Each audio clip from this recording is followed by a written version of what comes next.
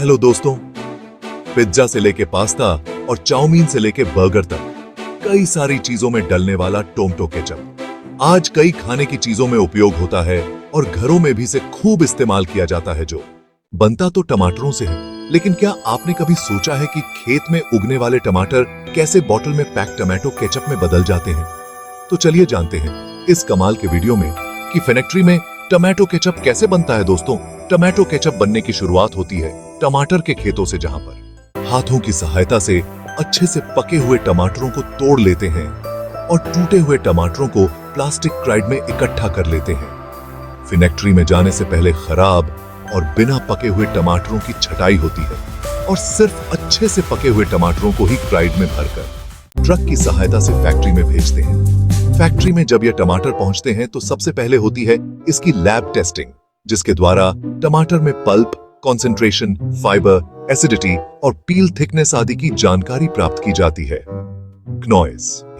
इसके बाद अंदर जाने से पहले प्राइमरी क्लीनिंग के लिए टमाटरों को में डालते हैं, जहां पर इसे पानी की मदद से अच्छे से साफ करते हैं, जिसके द्वारा टमाटरों पर लगा धूल, डस्ट, कीटनाशक या कोई दूसरा केमिकल हो तो वह साफ हो जाता है। जब यह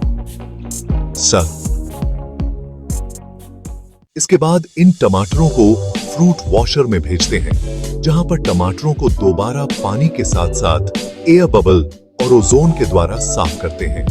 पानी में मिलाई गई थोड़ी सी ओजोन गैस एक डिसइंफेक्टेंट का काम करती है और टमाटरों पर मौजूद बैक्टीरिया को खत्म कर देती है, और यह हानिकारक भी नहीं होती क्योंकि कुछ समय बाद यह ऑक्सीजन में बदल जाती है। फ्रूट वॉशर में साफ होने के बाद कन्वेयर के द्वारा टमाटर पहुंचती है स्कॉल्डर में, जहां पर रोटेटिंग फीड वाल्व से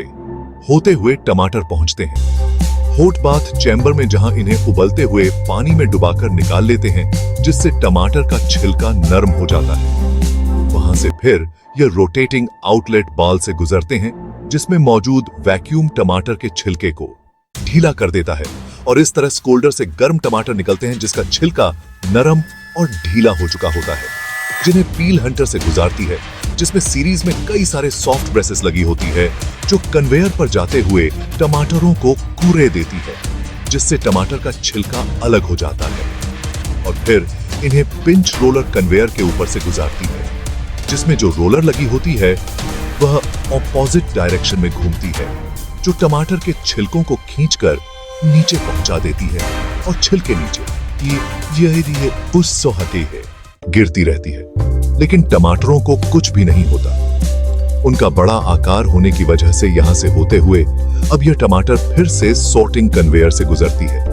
क्योंकि कुछ टमाटरों में छिलके रह जाती है, जिनको वर्कर्स द्वारा हाथों की सहायता से जिनको देती है अलग कर दिया जाता है। इस तरह से टमाटर की छिलके पूरी तरह से अलग हो जाती है। फिर वहां से होते हुए ये टमाटर पहुंचते हैं पल्पर मशीन में, जो टमाटरों को क्रश करके उन्हें पीस देती है, जिससे टमाटरों का जूस जैसा बन जाता है, जिसे पहले स्क्रू प्रेस से गुजारती है। स्क्रू प्रेस में फिल्टर स्क्रीन जाली लगी होती है, जिसमें बहुत ही बारीक छिद्र होती है, जो बहुत ही ज्यादा पतली या बारीक चीजों को ही बाहर निकलने देती है, और इस जाली के अंदर एक घूमता हुआ स्क्रू लगा होता है, जो टमाटर के जूस को स्क्रीन की तरफ कंप्रेस करता है, यानी दबाता है, जिससे सिर्फ टमाटर का पतला जूस बाहर आ जाता है, और टमाटर के बीज, फाइबर, रेसिया आदि अलग हो जाती है, जिसे कन्वेयर के द्वारा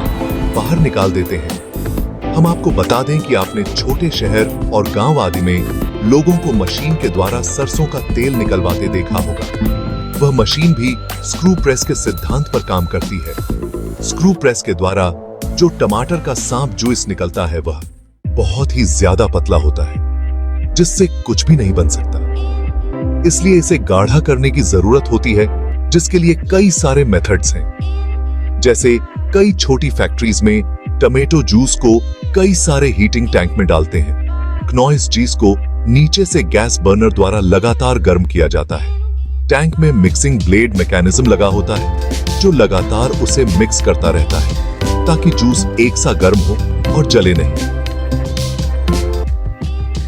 जिससे भी